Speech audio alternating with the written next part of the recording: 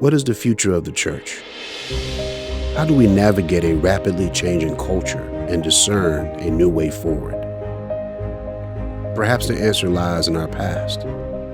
As we look back, our memory can spark imagination for what's next. This, in fact, was the simple vision of John Wesley. Our movement began because Wesley believed that the story of God he encountered in the scriptures was not dead history, but a living reality. One spring night in 1738, on a London street called Aldersgate, John Wesley had a life-changing encounter with the Holy Spirit. He later described the moment in his journal. "I felt my heart strangely warmed." This would prove to be the spark of a worldwide movement. Wesley learned that the Holy Spirit is still active and alive and moving in dynamic power. He had the audacity to believe that the time for renewal is always right now. The accounts of the early church in the book of Acts captured his imagination.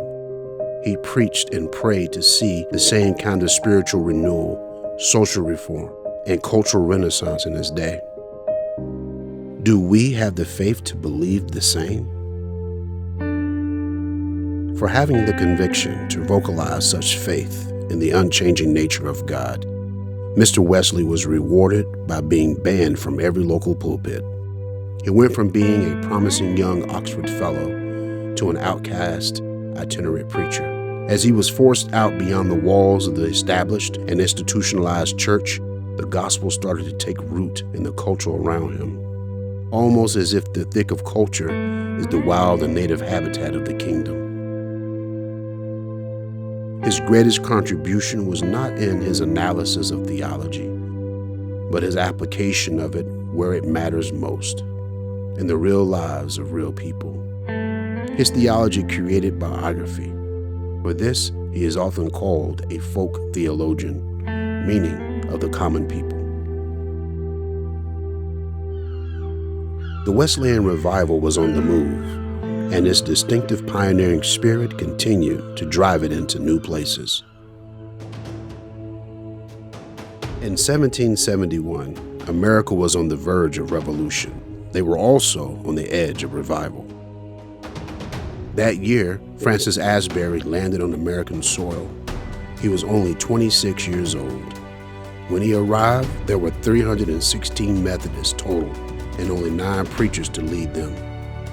He was what they called a circuit rider, carrying the gospel on horseback from outpost to outpost. He raised up a collective of circuit riding preachers, venturing into the frontier edges of the nation. They were pioneers who pushed the kingdom forward, planting new churches and gaining new ground out on the fringes of unreached places. Did it work? By the time of his death, the movement grew from 316 to more than 200,000, and from 9 preachers to over 4,000. And the pioneering ministry of Asbury helped sow the seeds of America's Second Great Awakening.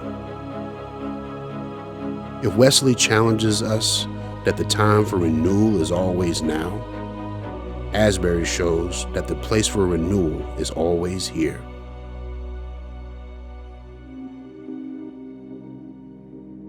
As the movement flourished in the New World, they would soon face another defining moment and test of their calling.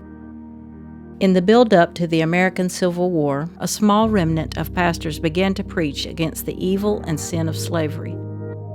For their courage, they were forced out of their churches, much like their founder had been.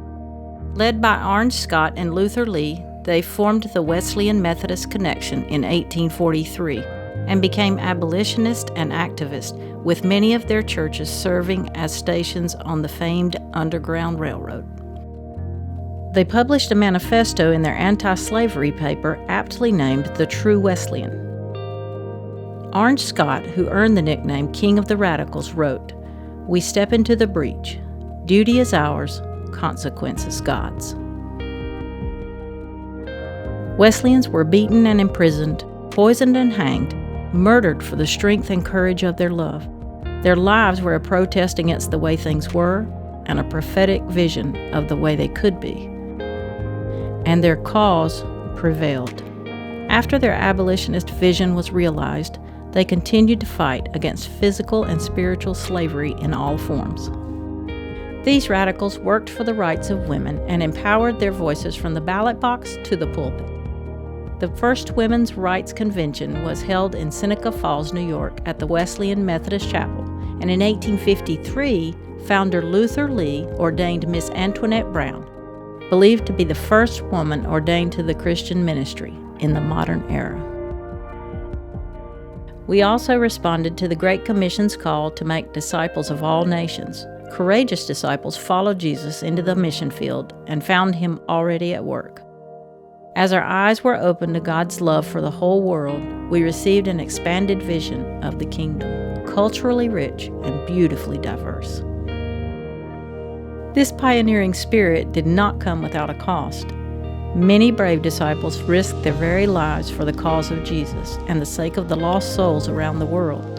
When setting off for the field, the first Wesleyan missionaries to Sierra Leone packed their belongings in their own coffins because they knew they were never turning back.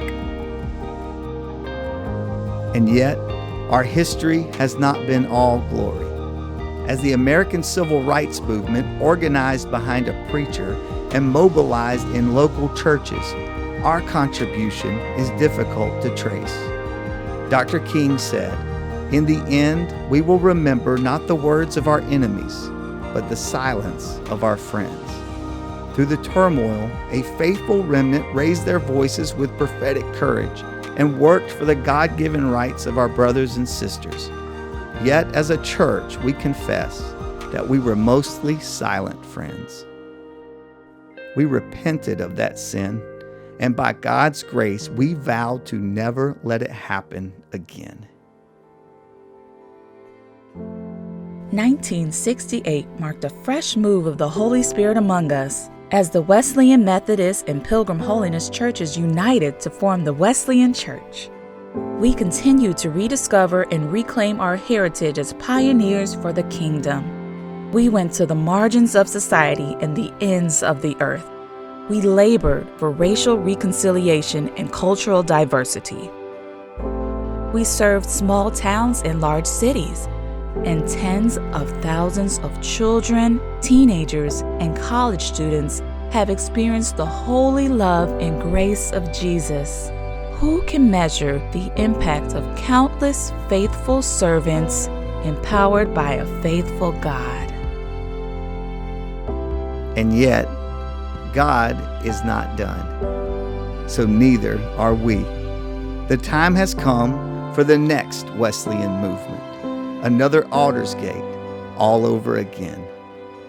We need hearts on fire, consumed with holy love for God and our neighbor, and yes, even our enemies.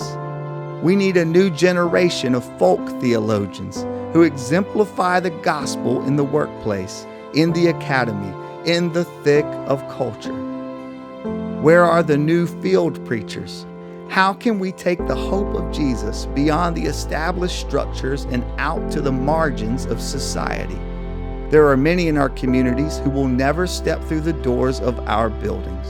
Will we step out of our doors and go to them? We need new freedom fighters. There are more slaves in the world today than at any other time in history.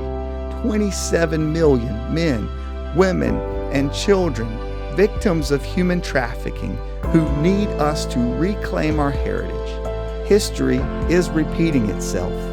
Will we repeat our role in it? Where are the next circuit riders? The major cities, influential university towns, and cultural centers of this nation and beyond are becoming frontier places for the gospel all over again. We need the kingdom imagination to envision our unique opportunity for a new harvest. Will you go? The time for renewal is now. The place for renewal is here. Who will be our future pioneers?